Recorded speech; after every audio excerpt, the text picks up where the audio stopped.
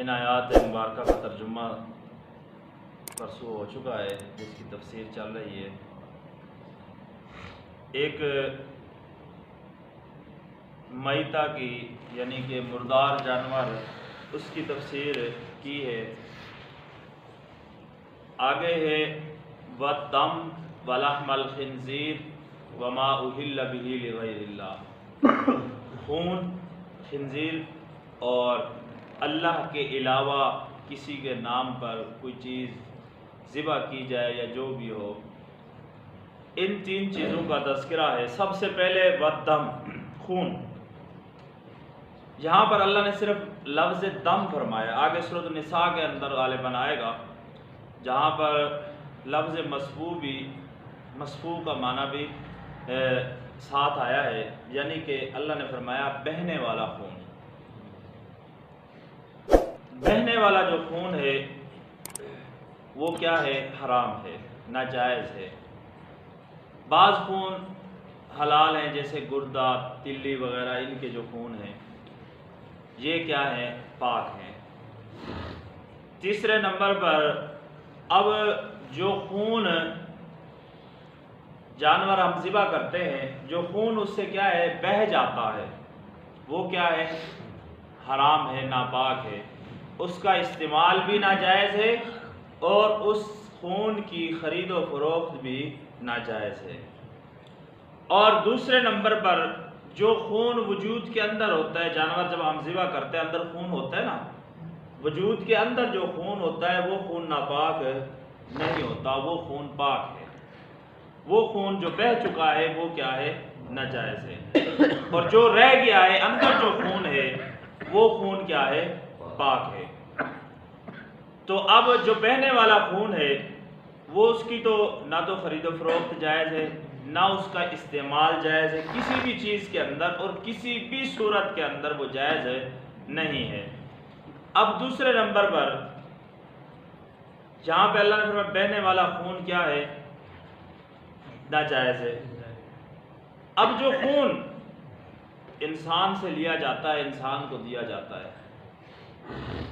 نکالا جاتا ہے نا، خون ہی ہے نا، تو شرعی اعتبار سے ویسے تو دیکھا جائے تو کیا ہے؟ یہ خون بھی کیا ہے؟ ناپاک ہے، ناجائز ہے۔ لیکن اضطراری حالت کے اندر شرعی اعتبار سے مسائل کی روح سے ایک تو وہ جو بہنے والا خون ہے وہ خون کب جاری ہوتا ہے؟ جب جانور کو کاٹا جاتا ہے، ذبح کیا جاتا ہے، اس وقت وہ خون نکلتا ہے۔ تو اب جو انسان سے خون لیا جا رہا ہے، سب سے پہلے نمبر پہ اس کا کوئی آپریشن یا اس کو کاٹا نہیں جاتا خون لینے کے لیے، وہ ایک سوئی سرنج کے ذریعے اس کے وجود سے کیا ہے؟ خون لیا جاتا ہے اور پھر اگلے انسان کو بھی اسی طریقے سے منتقل کیا جاتا ہے۔ اگر انسانی ایک اشرف المخلوقات ہے، اس کا خون بھی یعنی کہ اشرف ہے، اس اعتبار سے دیکھا جائے تو صحیح نہیں۔ لیکن جو اضطراری صورتحال ہے، جیسے ماں کا دودھ، ماں کا جو دودھ ہے، بچہ شریعت کے اندر 2 سال تک بچے نے کیا ہے؟ ماں کا دودھ پینا ہے، اور اس ماں کے اوپر اپنے بچے کو دودھ پلانا واجب ہے۔ اس وقت تک واجب ہے جب تک وہ خاوند کی بیوی ہے۔ اگر بچے کے دودھ کے دوران خاوند نے اپنی بیوی کو طلاق دے دی تو اب اگر عورت انکار کر دے تو اس کے اوپر لازم نہیں کہ وہ زبردستی کرے، ہاں وہ اپنے دودھ پلانے کے لیے کوئی یعنی کہ دہی رکھے، یا پھر اس بچے کا نان نفقہ اس عورت کی تنخواہ، متعلقہ بیوی کی تنخواہ وہ ادا کرے گا، تب وہ اس کے بچے کو دودھ پلائے گی۔ اگر ویسے پلائے ماں ہے، لیکن جو واجب والی صورت ہے متعلقہ ہونے کے بعد وہ ختم ہو جاتی ہے۔ واجب اس وقت تک ہے جب وہ اس خاوند کی کیا ہے؟ بیوی ہے۔ تو اب فرق یہ ہے کہ وہ دودھ ہے اور پاک ہے، اور یہ کیا ہے؟ خون ہے، نجس ہے۔ تو اب خون بھی وجود سے نکلتا ہے، انسان سے جو لیا جاتا ہے وہ بھی بغیر کاٹے، اور دودھ بھی اس عورت کے وجود سے نکلتا ہے، اور وہ دودھ بعض مفسرین حضرات، اور پہلے اب تو یہ چیز ختم ہو گئی ہے، پہلے یعنی کہ جیسے پتہ نہیں ناک کے درد کے لیے بھی عورت کا دودھ کیا ہے استعمال کیا جاتا تھا، اور کان کے درد کے لیے بھی، یعنی کہ کان کے اندر اب تو یہ چیزیں ختم ہو گیا، اگر کوئی چیز چلی جائے اور تکلیف ہو عورت کا دودھ ڈالتے ہیں تو وہ اندر جو چیز ہوتی ہے وہ کیا اوپر آ جاتی ہے، یا پھر حکے کا پانی ڈالتے ہیں۔ تو اب تو پرانی بھی مائیں یہ تجربے کرتے ہیں، اب تو کرنے نہیں دیتے، نئی ٹیکنالوجی آ گئی نا، نیا جدید دور آ گیا ہے، تو اب اس وجہ سے تو وہ جو اب مرد کا انسان کا جو خون ہے اسی وجہ سے وہ جائز ہے، کیونکہ جب وہ اضطراری حالت کے اندر اس شخص کو دینا کہ یعنی کہ اس کی وجہ سے، اس خون کی وجہ سے کوئی اور علاج نہیں ہو سکتا، کوئی اور دوائیاں وغیرہ نہیں لگ سکتی جب تک اسے خون نہ لگایا جائے، تو اس وقت کیونکہ اگر خون نہ دیا گیا تو مریض کے مرنے کا بھی خطرہ ہے، تو پھر اس انسان کا دوسرے بندے کا خون اس کو لگایا جاتا ہے، اور یہ کیا ہے؟ جائز ہے۔ اضطراری حالت کے اندر خون دینا جائز ہے۔ تو بعد اب عام جو یعنی کہ اگر دوائی لگے، مثال کے طور پر اس کو کوئی اور علاج ہو سکتا ہے، اب بعض ڈاکٹر آپ کو کہیں گے اس کا علاج نہیں ہو سکتا، بعض کہتے ہیں ہو یعنی کہ بغیر خون کے ہو جائے گا، تو اب یعنی کہ عام بیماری جو ہے جس کے اندر خون کے علاوہ کام چل سکتا ہے، تو اس میں بعض فقہا فرماتے ہیں جائز ہے خون دینا، بعض فقہا فرماتے ہیں کہ ناجائز ہے، واللہ عالم، اللہ بہتر جانتا ہے۔ لیکن اضطراری حالت کے اندر اکثر خون اس وقت دیا جاتا ہے جب اشد ضرورت ہوتی ہے مریض کو، اس وقت اسے خون دیا جاتا ہے۔ تو اب یعنی کہ اس صورت کے اندر یہ خون اس طریقے سے جائز ہے انسان کا خون۔ باقی جو بھی خون ہے بہنے والا وہ خون ناپاک ہے، اور جو وجود کے اندر ہے وہ خون کیا ہے؟ جائز ہے۔ اب اس وجہ سے یعنی کہ انسان کا جیسے اب اضطراری حالت ہے نا، اگر انسان کسی ایسی جگہ پر پھنس گیا ہے، ایسی جگہ پر موجود ہے، اس کے پاس کھانے کے لیے اور کچھ نہیں سوائے حرام جانور کے، تو اپنی جان بچانے کے لیے اس وقت اس پر وہ حرام جانور اتنی مقدار کھانا جس سے وہ اپنی جان بچا سکے، اس کے لیے جائز ہے۔ اس کے لیے کیا ہے؟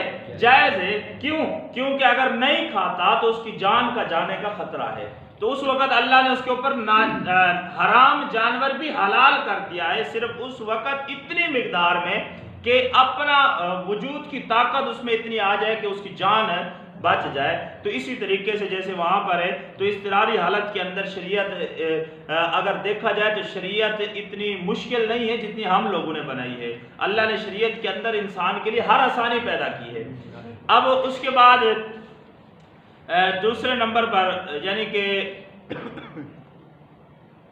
وَلَحْمَ الْخِنْزِيرِ، اور خنزیر کا گوشت۔ اب یہاں پر لفظ لحم فرمایا ہے، لحم سے کیا مراد ہے؟ گوشت۔ لحم عربی کے اندر کس کو کہتے ہیں؟ گوشت کو۔ اب گوشت کیوں کہا؟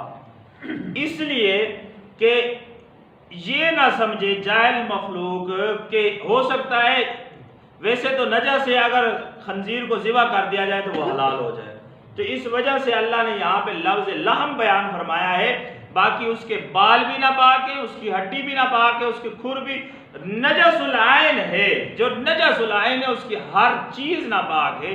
لحم یہاں پر لانے سے اللہ کی مراد یہ، اللہ پاک انسان کو یہ بتانا چاہتے ہیں کہ وہ ذبح کرنے سے بھی حلال نہیں ہو سکتا، اس وجہ سے اللہ نے یہاں پہ لفظ لحم بیان فرمایا ہے کہ خنزیر کا گوشت۔ اب جب گوشت اس کا حلال نہیں ہے ذبح کے باوجود بھی، تو باقی کوئی چیز اس کی حلال ہو ہی نہیں سکتی۔ اور اس کے بعد فرمایا وما اہل بہ لغیر اللہ، کہ وہ جانور جو اللہ کے علاوہ کے نام لیا گیا ہو۔ اب اس میں ایک تو یہ کہ جیسے مشرکین کا تھا کہ بتوں کے نام پر جانور ذبح کرتے تھے، اب یہاں پر صرف جانور نہیں، جو بھی چیز ہو، مٹھائی دی جائے، کوئی بھی چیز کھانے کی ہو، جیسی بھی ہو، بتوں کے نام پر بھیجتے تھے۔ وہ کن کے؟ اللہ کے نام پر نہیں ہوتی تھی، بلکہ کس کے نام پر ہوتی تھی؟ بتوں کے نام پر ہوتی تھی۔ اور جو جانور ذبح کیا جاتا تھا وہ بھی کس کے نام پر کیا جاتا تھا؟ بتوں کے نام پر کیا جاتا تھا۔ اور اب دوسری صورت یہ کہ ایک صورت تو یہ تھی کہ نام ہی ان کا، دوسری صورت یہ تھی کہ تقرب ان کا تھا، نام اللہ کا ہے لیکن تقرب کیا ہے؟ بتوں کا ہے. یا آج کے دور میں سمجھ لیں کہ جیسے انسانوں کے جتنا بھی ولی اللہ کیوں نہ ہو، جتنا بھی معزز کیوں نہ ہو، جو چیز ذبح ہوگی وہ اللہ کے نام پر ہوگی اور اس کا تقرب بھی اللہ کے نام پر ہوگا. قرب کس سے انسان نے حاصل کرنا ہے؟ قرب کس سے حاصل کرنا ہے؟ اللہ سے کرنا ہے نا قرب. باقی جو بھی ولی اللہ ہو اس کا جو واسطہ ہوتا ہے، جیسے ہم فرماتے ہیں یا اللہ آپ صلی اللہ علیہ وسلم کا واسطے سے، یا اللہ فلاں پیر صاحب کے واسطے سے، تو تقرب تو اللہ کا ہے، لیکن ان کا جو قرب ہوتا ہے وہ اللہ سے کیا ہوتا ہے؟ ہماری بنسبت کیا ہوتا ہے؟ زیادہ ہوتا ہے نا. ان کا دل جو ہے اللہ سے ملا ہوا ہوتا ہے، ان کی لو اللہ سے لگی ہوئی ہوتی ہے. اس وجہ سے ان کا واسطہ دیتے ہیں تاکہ اگر اللہ میرے گناہوں کو دیکھ کر میری نہ سنے تو اللہ اپنے بزرگ کو، اپنے ولی کو، اپنے نبی کا واسطہ جب ہم دے رہے ہیں تو اس وقت اللہ ان کو دیکھ کر میری بھی سن لے گا. ٹھیک ہے، تو تقرب ہر حالت میں اللہ ہی کا ہوگا. تو اب جو چیز بھی اللہ کے علاوہ کے نام پر دی جائے وما اہل بہ لغیر اللہ، فقہا فرماتے ہیں وما اہل بہ لغیر اللہ کے حکم میں آ جائے گی، یعنی کہ وہ اللہ کے علاوہ کے نام پر. اور جب وہ دو گے تو اللہ نے فرمایا وہ حرام ہے. وہ کیا ہے؟ حرام ہے. اب دوسرے نمبر پر ایک دوسرا مسئلہ کہ جیسے بڑے یہاں پر تو نہیں، خیر جو بڑے بڑے مزار ہیں نا وہاں پر جیسے کچھ جانور جا کے چھوڑ آتے ہیں، کان کاٹ دیتے ہیں، عیب لگا دیتے ہیں، جیسے عیب لگا کر وہاں پر چھوڑ آتے ہیں جانور کو اور کہہ دیتے ہیں کہ یہ پیر صاحب کے نام پہ یا جہاں جو بھی وہاں پر موجود ہوتا ہے اس کے نام پر، یعنی کہ ان کی ملکیت کر کے آ جاتے ہیں. ملکیت اصل اسی کی مالک کی رہتی ہے، نہ اس کے کرنے کے باوجود بھی ملکیت کس کی رہتی ہے؟ مالک کی. اب وہ جانور کیا ہے؟ حلال ہے. آخر ظاہر سی بات ہے جو دربار پہ دے کے آئیں گے حرام جانور تو حلال ہی دے کے آئیں گے نا. اب لوگ کیا کرتے ہیں؟ اس کو اپنے اوپر حرام کر لیتے ہیں. میں نے پیچھے وہ گزرا ہے کہ اللہ نے کیا فرمایا، جو چیزیں میں نے تم پر حلال کی ہیں ان کو اپنے اوپر حرام نہ کرو. تو وہاں پر یعنی کہ وہ جانور جو چھوڑا جاتا ہے تو وہ کہتے ہیں کہ یہ کیا ہے؟ اب ہمارے اوپر اس کا کھانا حرام ہو چکا ہے. تو یہ نظریہ غلط ہے. جو چیز اللہ نے حلال کی اس کو کوئی انسان دنیا کا حرام نہیں قرار دے سکتا. جو چیز اللہ نے حرام کر دیے اس کو دنیا کا کوئی شخص بھی حلال قرار نہیں دے سکتا. وہ کھانا بھی حلال ہے وہ جانور، اور اس کی خرید و فروخت اس اصل مالک کے لیے بھی جائز ہے. اس کو بیچنا چاہے، اس کو یعنی کہ اس کا استعمال کرنا چاہے تو وہ انسان کے کہنے سے کبھی حرام نہیں ہو سکتا. جیسے میں نے آپ کو بتایا بھی تھا کہ حضرت ابن مسعود کھور کھا رہے تھے بکری کا، تو وہ شخص پیچھے ہو گیا. تو آپ نے پوچھا حضرت ابن مسعود نے بھی تو کیوں پیچھے ہو گیا؟ اس نے کہا کہ میں نے قسم کھائی ہے کہ میں یہ جانور نہیں کھاؤں گا. تو انہوں نے فرمایا اپنی قسم کا کفارہ دے. جو جانور جو چیز اللہ نے تجھ پہ حلال کی، تو کون ہوتا ہے اپنی ذات پہ حرام کرنے والا؟ جو اللہ نے تجھ پر حلال کیا ہے تو کون ہوتا ہے اس کو اپنے اوپر حرام کرنے والا؟ تو ما اہل بہ لغیر اللہ، جو چیز جس چیز کی ذبیحہ کے اوپر اللہ کے نام کے علاوہ کوئی نام لیا جائے تو وہ اللہ نے فرمایا پاک نہیں ہو سکتی. وہ جانور تمہارا حرام ہو جائے گا، حلال نہیں ہو سکتا. تو اس کا کھانا بھی پھر جب جانور ایک ذبح کیا اور اس کے اوپر اگر جان بوجھ کر ہم نے بسم اللہ نہیں پڑھی تو وہ جانور حلال نہیں ہو سکتا. اور جب وہ ذبیحہ ہی حلال نہیں ہوا تو اس کا کھانا حلال کبھی بھی نہیں ہو سکتا. تو یہ چند چیزیں آگے اور بھی یعنی کہ اللہ پاک جو حرام ہے یا حلال ہے اللہ پاک مفصل بیان فرماتے جائیں گے. لیکن یہ چند جو اہم چیزیں تھی ان کے ضمن میں اور بھی آئیں گی. صرف یہ نہیں کہ یہ چیزیں جو ہے حرام ہے، اس کے علاوہ جو کچھ بھی ہو کیا ہے؟ حلال ہے. باقی بھی بڑی چیزیں ایسی ہیں جو حرام ہیں. کچھ احادیث مبارکہ کے اندر آئی اور کچھ قرآن مجید کے اندر آگے بھی آئیں گی، جن کا میں نے آپ کو پہلے بتایا کہ ان کے لانے سے یہ نہیں کہ بس یہی چیزیں حرام ہیں اس کے علاوہ انسان شروع ہو جائے. قرآن میں ہم نے مول صاحب سے سنا ہے کہ یہ چیزیں کیا ہے؟ حرام ہے، اس کے علاوہ کیا ہے؟ حلال ہے. کھانا شروع کر دے تو آگے سب کا تذکرہ آ جائے گا. جو اللہ نے حلال کیے احادیث مبارکہ کے اندر ہو یا قرآن مجید کے اندر ہو وہ حلال ہے، جن سے اللہ نے اور اللہ کے رسول نے احادیث مبارکہ کے اندر بھی منع کر دیا.